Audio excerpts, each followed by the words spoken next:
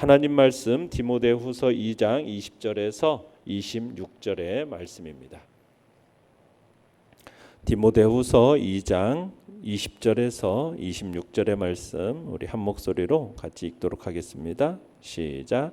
큰 집에는 금 그릇과 은 그릇뿐 아니라 나무 그릇과 질 그릇도 있어 귀하게 쓰는 것도 있고 천하게 쓰는 것도 있나니 그러므로 누구든지 이런 것에서 자기를 깨끗하게 하면 귀히 쓰는 그릇이 되어 거룩하고 주인의 쓰심에 합당하며 모든 선한 일에 준비함이 되리라. 또한 너는 청년의 정욕을 피하고 주를 깨끗한 마음으로 부르는 자들과 함께 의와 믿음과 사랑과 화평을 따르라. 어리석고 무식한 변론을 버리라. 이에서 다툼이 나는 줄 알미라. 주의 종은 마땅히 다투지 아니하고 모든 사람에 대하여 온유하며 가르치기를 잘하며 참으며 거역하는 자를 온유함으로 훈계할지니 혹 하나님이 그들에게 회개함을 주사 진리를 알게 하실까 하며 그들로 깨어 마귀의 올무에서 벗어나 하나님께 사로잡힌 바 되어 그 뜻을 따르게 하실까 함이라. 아멘. 오늘 말씀의 제목은 깨끗한 그릇, 귀히 쓰이는 그릇이라는 제목으로 말씀을 나눕니다. 바울은 우리가 어제 봤던 15절에서 하나님 앞에 부끄러울 것이 없는 일꾼이 될 것을 하나님 앞에 그렇게 인정된 자로 자신을 드릴 것을 얘기를 했는데요. 그러한 부끄러울 것, 하나님 앞에 부끄러울 것이 없는 일꾼은 어떤 사람인지에 대한 모습을 은유로서 설명을 하고 있습니다. 그것을 그릇을 비유로 들어서 하나님께서 귀히 쓰시는 사람에 대해서 설명을 하고 있는 것입니다. 오늘 본문 20절에서 큰 집이라는 표현을 쓰고 있죠. 이 큰 집은 지상에 있는 이 가시적인 교회 또는 하나님의 나라를 비유하고 있는 것입니다. 그리고 그릇은 무엇이냐? 성도 각 사람을 의미하는 거죠. 그 그릇은 그 재질에 따라서 귀하게 쓰이는 그릇이 있습니다. 금그릇, 은그릇과 같이 또 천이 쓰기 위한 그릇도 있습니다. 나무 그릇, 질그릇 이렇게 나뉩니다. 그렇지만 바울은 그 재질이 중요하다 말하지 않습니다. 그러니까 교회에도 금그릇, 은그릇, 나무그릇, 질그릇과 같이 비유되는 다양한 은사와 다양한 재능을 가진 성도로 구성되어 있다는 거죠. 바울은 교회 안에 다양한 모습의 성도들이 섬길 수 있는 다양한 영역들이 존재함을 가르치고 있는 겁니다. 그러니까 큰 집의 비유 또 이렇게 그릇의 비유를 사용하면서 지금 이 얘기를 하고 있는데, 그러니까 우리는 교회의 주인 되신 하나님이 어떤 그릇을 사용하는가 이걸 아는 게 중요하다라는 겁니다. 내용관찰 문제 1번 보시면 주인에게 합당하게 사용되는 그릇은 어떤 그릇입니까? 21절 읽어봅니다. 시작. 그러므로 누구든지 이런 것에서 자기를 깨끗하게 하면 귀히 쓰는 그릇이 되어 거룩하고 주인의 쓰심에 합당하며 모든 선한 일에 준비함이 되리라. 자, 주인에게 합당하게 사용되는 그릇은 어떤 그릇입니까? 깨끗한 그릇입니다. 그러니까 그릇의 조건은 깨끗함입니다. 그러니까 하나님은 아무리 크고 화려한 그릇이라 할지라도 더러우면 사용하지 않으신다는 거예요. 하나님이 가장 중요하게 보시는 것은 우리의 재능과 같은 어떤 외적인 조건이 아니라 깨끗한 마음이라는 거죠. 그러니까 바울은 귀히 쓰이는 그릇의 이제 세 가지 특징을 또 언급을 하는데, 첫째는 거룩하게 됩니다. 거룩하다라는 것은 구별되다, 성별되다라는 뜻이니까 성도가 세속과 분리되어서 하나님께 속하는 것을 의미하는 겁니다. 두 번째는 주인의 쓰심에 합당하게 됩니다. 자신을 깨끗하게 하는 그리스도인은 그의 주인이 누구입니까? 예수 그리스도에 의해서 쓰임을 받게 된다는 얘기죠. 셋째는 모든 선한 일에 준비함이 됩니다. 그러니까 주인의 사용을 위해서 만반의 준비가 되어 있다라는 얘기입니다.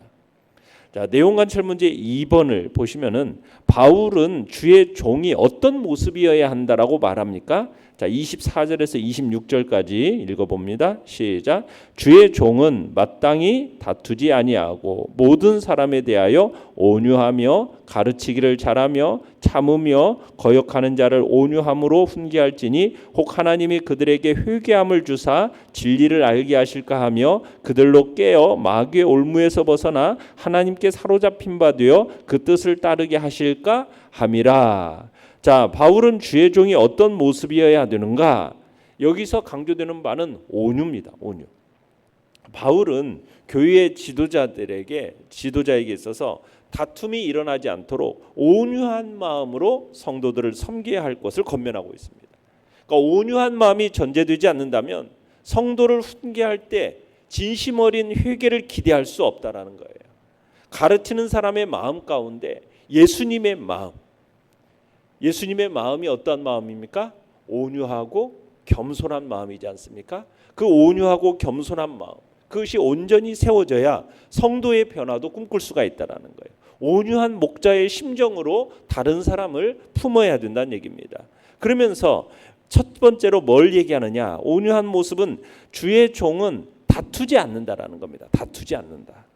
예배소에 침투한 거짓 교사들과 같이 어떤 신화와 끝없는 족보에 탐닉해가지고 논쟁과 변론으로 막 교회를 훼손하는 그런 일체의 싸움을 하지 말아야 된다.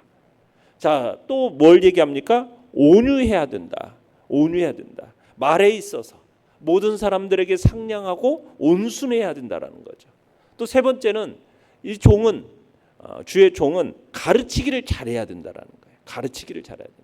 네 번째는 주의 종은 잘 참을 줄 알아야 된다. 잘 참을 줄 알아야 된다.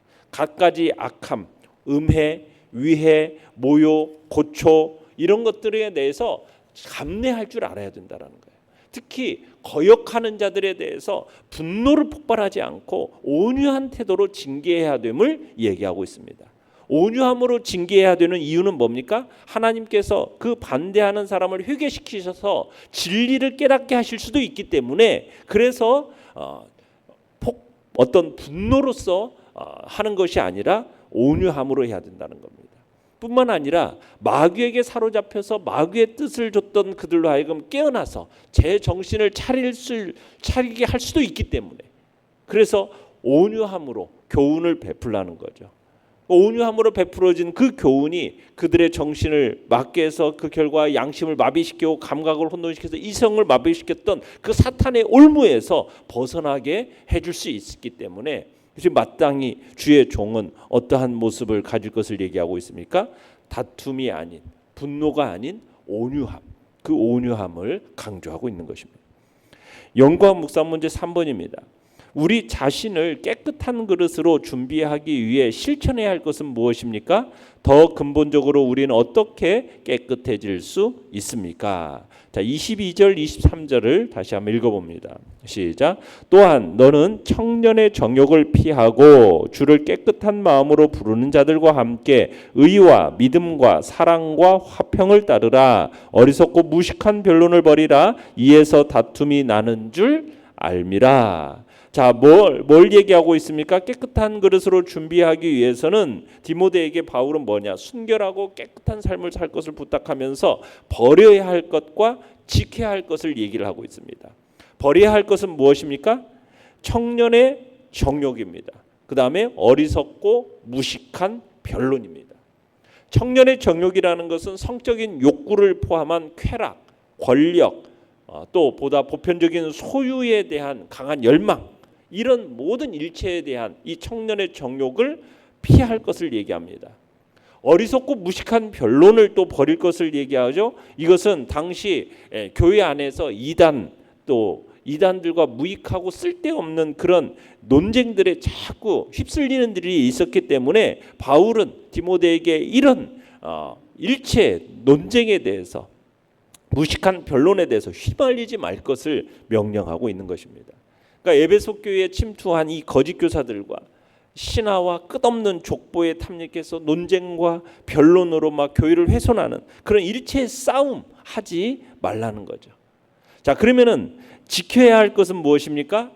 주를 깨끗한 마음으로 부른 자들과 함께 의와 믿음과 사랑과 화평을 따르는 겁니다. 그걸 지켜내는 겁니다. 그 다음에 진리를 바르게 온유하게 가르치는 겁니다.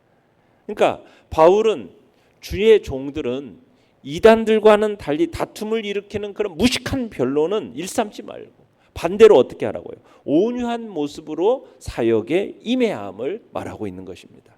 버릴 것은 버리고 지킬 것은 지키는 그런 깨끗한 자가 하나님께 쓰임받는 그릇으로 여겨지는 것이죠. 하나님께 귀히 여김을 받고 하나님의 선한 일에 사용되기를 원한다면 또 더 근본적으로는 어떻게 우리를 깨끗게 할 수 있느냐?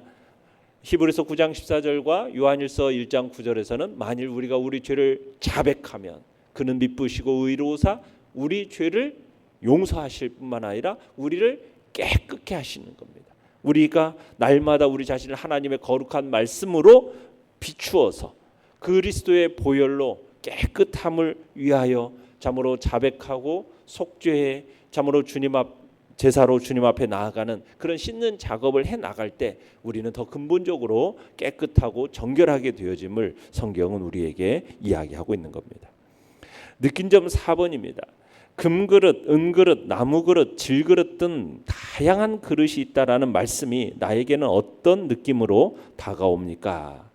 자, 20절을 다시 한번 읽어봅시다. 20절 시작. 큰 집에는 금그릇과 은그릇뿐 아니라 나무그릇과 질그릇도 있어 귀하게 쓰는 것도 있고 천하게 쓰는 것도 있나니 모든 성도는 하나님의 일에 있어서 다양한 도구와 다양한 쓰임으로 사용됨을 느끼는 겁니다. 하나님의 사역을 위한 성도들의 이러한 다양한 쓰임에 대해서 우리는 인정을 해야 되는 거예요. 바울이 교회에 대해서 말할 때 사용했던 몸의 비유 아시죠? 몸의 비유. 몸이 한 지체로만 이루어졌다면 이게 어떻게 되겠어요? 몸은 한 지체로만 되어 있지 않아요. 눈이 중요하다고 해서 눈으로만 몸의 기능을 다 할 수 있는 게 아닙니다. 몸에는 그 쓰임과 기능을 달리하는 다양한 지체가 있는 거예요. 그래서 온전한 몸이 되는 거지 않습니까? 우리는 이것을 영적인 진리를 우리는 머리로만 이해할 게 아니라 정말 하나님의 집에는 정말 존경받고 명예로운 그릇, 그런 금그릇, 은그릇만 있는 게 아니라 무슨 그릇도 있어요. 나무 그릇도 있고 질 그릇도 있는 거예요. 근데 우리는 자꾸 어떤 그릇이 되고 싶어 해요. 사람들로부터 존경받고 인정받는 금그릇만 되고 싶어 하고 자꾸 그래서 우월하다는 그런 자리에 쓰고 싶어하는 것이 우리들의 생각인데 우리가 생각할 때 다 금그릇이면 다 좋을 것 같지만 그렇지 않다라는 거예요. 음식이나 어떤 물건을 담을 때 질그릇에 담아야 그게 제 맛이 나는 음식이 있고 어울리는 물건이 있어요. 아무리 금그릇이 좋다고 해서 그 그릇에 맞지 않는 음식이나 물건을 담으면 음식의 맛을 잃어버리게 되고 볼품없게 되는 경우가 있다라는 거죠. 그래서 그 집에는 각각에 알맞은 다양한 그릇이 존재하는 것입니다. 마찬가지예요. 하나님께서도 당신의 뜻에 따라서 각각의 어울리는 각각의 일에 어울리는 그릇을 당신의 집에 두신 거예요. 합당한 직분을 주시는 겁니다. 우리가 하나님 나라의 일에 쓰임받음에 있어서 이 다양성을 인정해야 돼요. 그렇지 않고 자꾸 한 쓰임만을 가치 있게 여기고 생각한다라는 것은 자신에게 주어진 하나님의 은사와 하나님께서 주시는 달란트를 무시하는 처사가 되는 겁니다. 어떤 면에서 하나님께서 창조하신 자신의 모습을 사랑하지 않게 되는 거예요.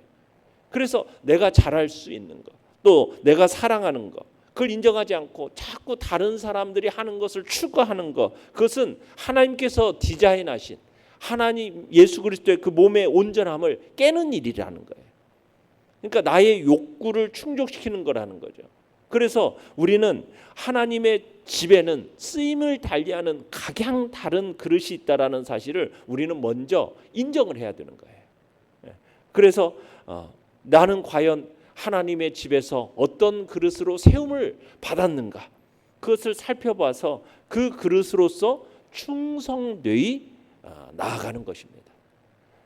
하나님이 인정하시고 칭찬하시는 그릇은 어떤 금그릇, 은그릇으로 세움받은 사람이 아니라 하나님의 그 세우심에 얼마나 충성하였느냐.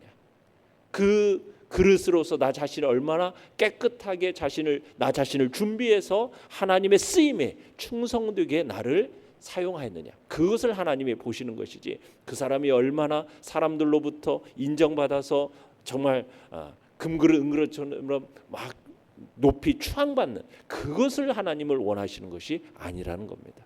우리 각자가 주님 앞에서 세움받은 그 자리에서 주님이 주신 은사를 따라, 달란트를 따라 충성되이 그 일을 감당함으로 하나님의 복된 역사를 이뤄나가는 귀한 은혜가 있기를 간절히 바랍니다. 결단과 적용 5번입니다. 질그릇처럼 보잘것없는 내 모습이 싫어 나를 금그릇처럼 멋지게 만들어주지 않으신 하나님을 원망한 적은 없습니까? 재능이 탁월하지 않더라도 정결한 모습으로 준비되어 있는 사람을 하나님은 사용하십니다. 내가 깨끗한 그릇이 되기 위해 회개해야 할 것과 결단해야 할 것은 무엇입니까? 우리가 하나님 앞에서 귀한 그릇으로 쓰임받기 위하여 내 안에 버릴 것, 그리고 내 안에서 추구해야 하고 따르야 될 것들을 다시 한번 주님 앞에 돌아보며 우리 자신을 힘써 깨끗한 그릇으로 주님 앞에 우리 자신을 드려가기를 바랍니다. 오늘의 기도 같이 읽겠습니다. 시작. 귀한 일에 쓰임받는 그릇이 되고 싶습니다. 저를 정결케 하시고 주 뜻대로 사용하소서. 아멘.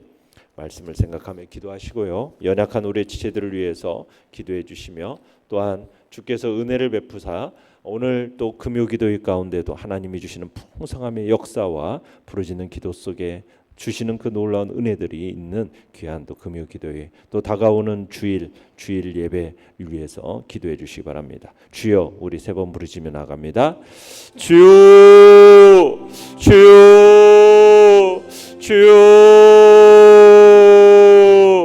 살아계신 하나님 아버지의 사랑과 은총 안에서 우리를 부르사 복된 자리로 우리를 이끌어 주시는 생명의 말씀과 진리의 말씀 안에서 아버지여, 주님 도우시는 사랑을 아버지와 함께하여